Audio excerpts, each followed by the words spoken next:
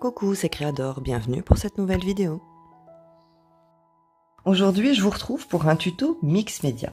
J'ai choisi de travailler sur un petit canevas qui fait 10 cm par 10. Ce sont les petits canevas que vous pouvez trouver chez Action et qui sont par 2. Si vous n'avez pas de petit canevas, vous pouvez aussi réaliser votre base vous-même.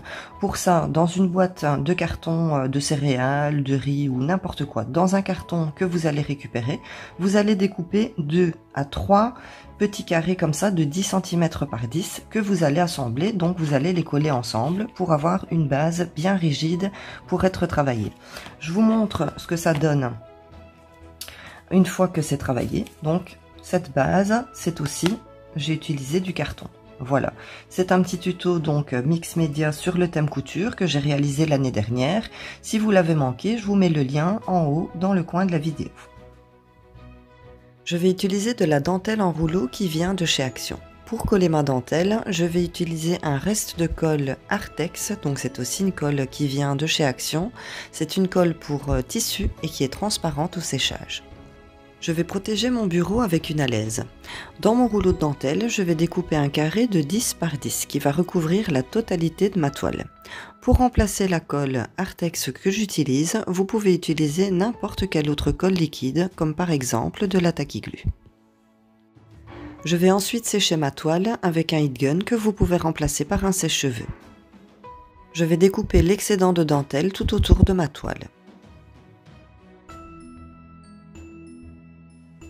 Je vais utiliser de la peinture acrylique noire qui vient de chez Action.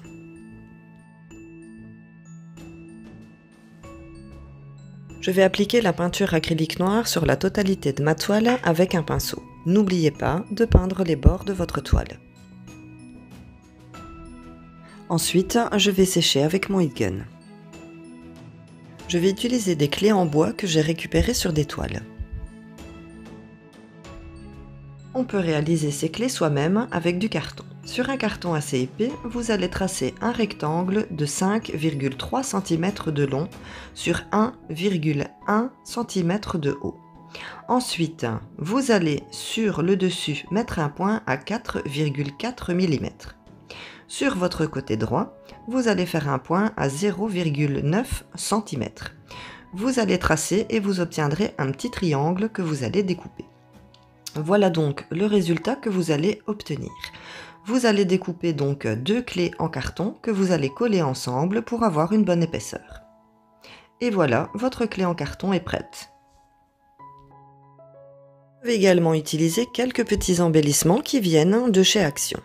Je vais utiliser donc ces petites arabesques à paillettes, des demi-perles autocollantes, des petites breloques pour faire des bracelets ou des colliers. Et je vais également utiliser donc des pressions, des grandes et des petites. Ces pressions ont été achetées au rayon mercerie. Et j'ai récupéré dans mes bijoux qui étaient cassés une boucle d'oreille en forme de triangle. Je vais faire un montage avec tous les éléments que j'ai choisis. Je choisis de poser mes clés en bois au centre de ma toile. Je vais couper mon arabesque en deux pour pouvoir avoir un morceau qui dépasse de chaque côté de mes clés. Ensuite, je vais venir placer mes pressions, un petit bouton, placer vraiment les éléments que vous avez sous la main et que vous aimez. Et je vais ensuite placer mes petites breloques sur le reste de ma toile.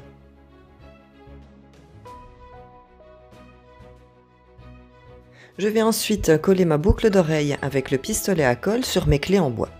Une fois que mes 3 éléments collent ensemble, je peux les enlever et coller les éléments aux endroits que j'ai voulu. Donc je vais coller les arabesques. Ensuite, je vais coller mes pressions. Et je vais venir recoller donc mes clés en bois avec la boucle d'oreille au centre de ma toile.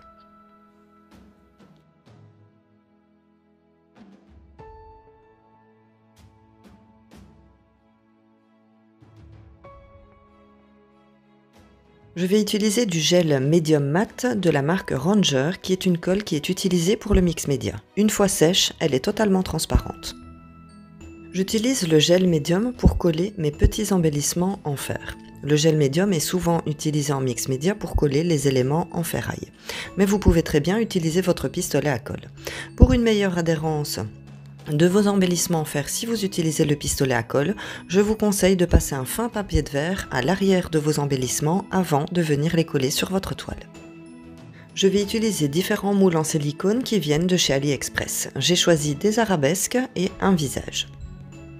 J'utiliserai ces moules avec la pâte autodurcissante à l'air de chez Action. Je vais remplir mes moules avec la pâte autodurcissante à la main, mais vous pouvez utiliser une spatule pour les remplir. Je vous conseille de malaxer un petit peu la pâte dans vos mains avant de remplir vos moules. C'est bien plus facile avec une pâte qui est souple pour remplir les moules. Ensuite, je vais démouler. Vous pouvez utiliser directement vos moulages sur votre création ou vous pouvez les laisser sécher jusqu'au lendemain. Si vous choisissez d'utiliser directement vos embellissements après démoulage, donc sans les faire sécher, il faudra faire très attention parce qu'ils sont très fragiles. Donc pour l'étape suivante, l'étape de la colorisation, il faudra y aller délicatement pour éviter d'abîmer votre moulage.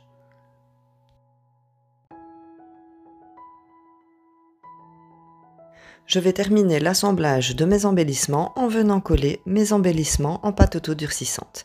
Les petits éléments que je viens de coller sont frais, donc ils ne sont pas séchés.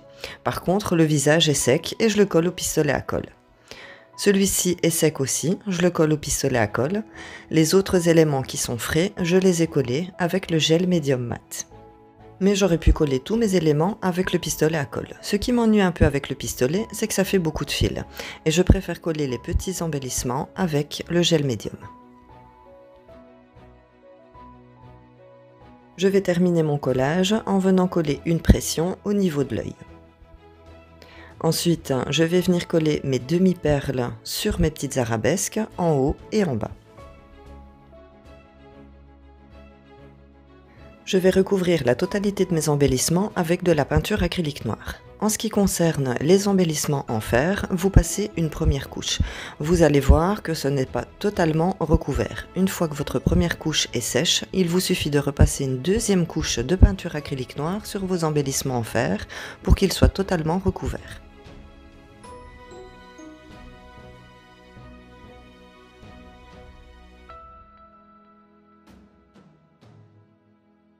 Ensuite, je vais sécher la totalité de ma toile avec un heat gun que vous pouvez remplacer par un sèche-cheveux.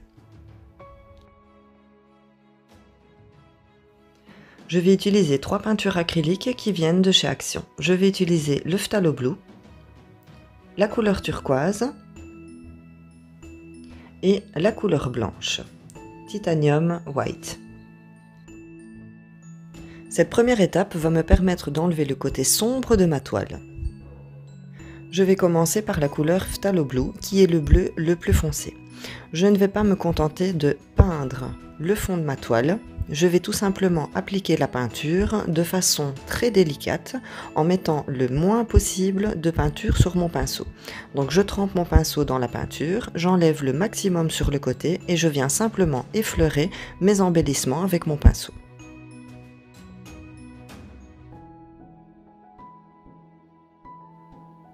Comme pour l'étape précédente, je vais tremper mon pinceau dans la peinture et enlever le surplus sur le côté avant de venir effleurer les embellissements de ma toile. Cette étape va me permettre de donner une couleur à mon fond.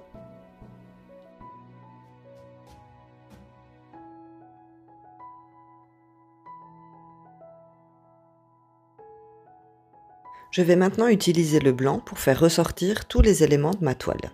Je vais mettre le minimum de peinture sur mon pinceau, c'est vraiment très important. Il ne faut pas coloriser les embellissements, il faut juste déposer un minimum de peinture pour les faire ressortir.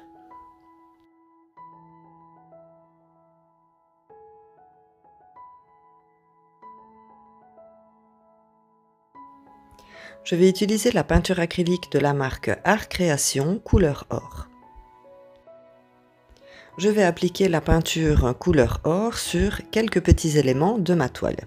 Je vais coloriser mes petites demi-perles autocollantes ainsi que mes embellissements de pâte autodurcissante. Si vous ne voulez pas travailler avec vos doigts, vous pouvez aussi appliquer avec un pinceau, mais faites toujours bien attention de mettre le moins de peinture possible.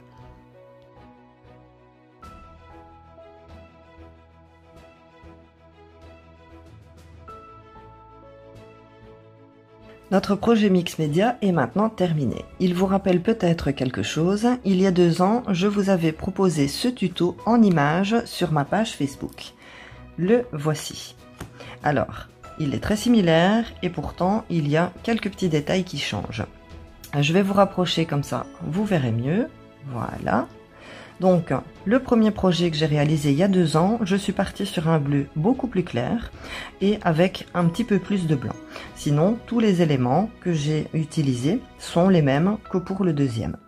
Pour le projet que je viens de vous proposer, eh bien, je suis partie sur un bleu beaucoup plus foncé et j'ai utilisé un petit peu plus de doré pour souligner donc mes différents éléments. Comme vous pouvez le voir, j'ai utilisé des produits que j'utilise également pour l'art journal. Donc contrairement aux idées reçues, il ne faut pas investir énormément pour faire du mix média. Donc ici, pour ce projet-là, j'ai investi dans quoi? Eh bien, dans des moules, et je ne travaille pas avec de la résine, mais avec la pâte auto-durcissante à l'air de chez Action, parce que financièrement, eh bien, ça revient moins cher. Sinon, à côté de ça, eh bien, ce sont des embellissements scrapbooking, donc des demi-perles autocollantes, des petites arabesques. Ensuite, j'ai récupéré, donc ce sont des petites breloques, pareil, elles sont aussi vendues chez Action. Et donc, les petits moulages. Maintenant, les petits moulages, ah oui, il y a aussi les pressions.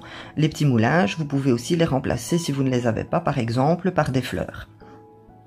Mais sinon, ces 2 projets sont similaires et vous n'avez pas besoin de beaucoup de matériel pour faire du mix média. Si ça vous tente de refaire ce projet, n'oubliez pas de m'identifier sur votre publication pour que je puisse découvrir votre interprétation. Je vous remercie beaucoup d'avoir regardé cette vidéo jusqu'ici. N'oubliez pas le petit pouce pour m'encourager, abonnez-vous si ce n'est pas déjà fait, et je vous retrouve très bientôt pour une nouvelle vidéo. J'espère que vous avez passé un bon lundi de Pâques et je vous souhaite également une très bonne semaine. Prenez bien soin de vous. Bisous!